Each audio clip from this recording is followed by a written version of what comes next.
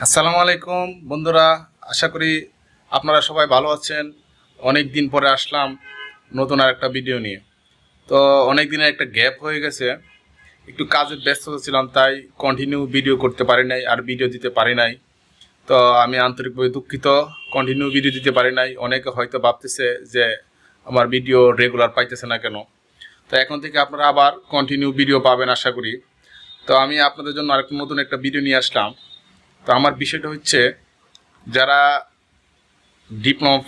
Diploma complete করে electrical electronics, তারপর BSc complete করে মাস্টার্স কমপ্লিট করে, অনেকে প্র্যাকটিক্যালি একটু দুর্বল থাকে। তো আমি আপনাদেরকে রিকোয়েস্ট করব, যারা ডিপ্লোমা করার পরে ইন্টার্নি করতে চান বা বিএসসি করার পরে ইন্টার্নি করতে চান, তো আমি একটা ভালো সন্ধান দিব। ওই জায়গায় আপনারা ইন্টার্নি করলে হয়তো আপনাদের জন্য অনেক ভালো হবে, অনেক কিছু শিখতে পারবেন, যেটা বর্তমানে কাজের সাথে একদমই রিলেটেড। আপনারা হয়তো ইউনিভার্সিটিতে হয়তো এটা শিখতে পারবেন না, কারণ এরকম স্কোপ খুব কম জায়গায় আছে আর কি। তো আমি আপনাদেরকে বলবো, যারা ইন্টার্নি করতে চান ওইখানে করতে পারেন, ওরা ভালো কাজ শেখায়। এবং আমি নিজেও ওই জায়গায় একদিন গিয়ে দেখে আসলাম, অনেক সুন্দর সুন্দর কাজ আমার কাছে খুবই চয়েস লাগলো। তাই মনে ভাবলাম যে আমি আপনাদের জন্য এই ভিডিওটা একটু করে নিয়ে যাই, আপনারা হয়তো সেটা থেকে অনেক উপকারিত হবেন। তো আশা করি ধৈর্য সহকারে ভিডিওটা পুরোটা দেখেন, ভালো লাগবে। তোমার হচ্ছে ডেলটাই দিয়ে এইচএমআই দিয়ে কাউন্টিং মেশিন কম্প্রেসার দিয়ে এই সেন্সরগুলো এটা যখন ঘুরবে এটা সেন্স করবে, কেমন সেন্স করবে যে কোনটা কি যাচ্ছে ডিটেক্ট করবে, এবং এখানে যে থাকবে এটা কয়েকদিনের মধ্যে চালু হয়ে যাবে।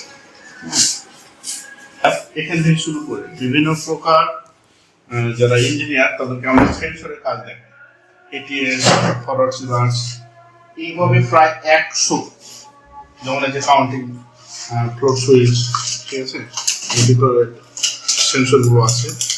এগুলো কি করে যারা ইঞ্জিনিয়ার এখানে বসে ওদেরকে একটা ড্রয়িং করে দিই, আমরা ড্রয়িং করে দিয়ে ইকুইপমেন্টগুলো নিয়ে নিয়ে কাজ করে। সব equipment 3 phase motor, 3 phase motor control করে দিয়ে কানেকশন দিয়ে গেছে বিএসসি ডিপ্লোমা সবাই। এগুলো হচ্ছে, এটা হচ্ছে মোড বাস কমিউনিকেশন আপডেট, যেমন বর্তমানে যে মোড বাস কমিউনিকেশন,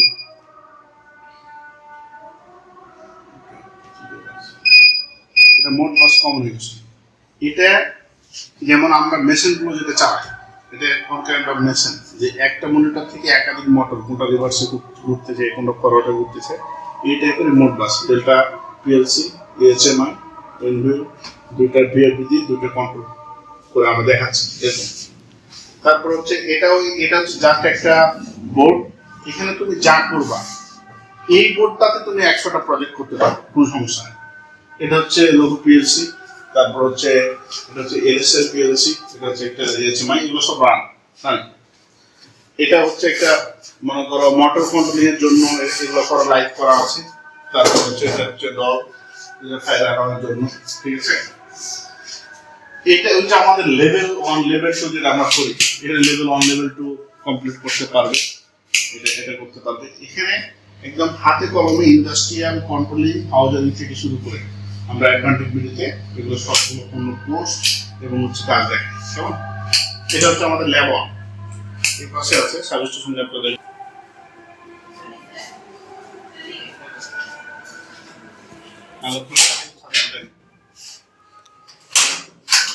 শোনো,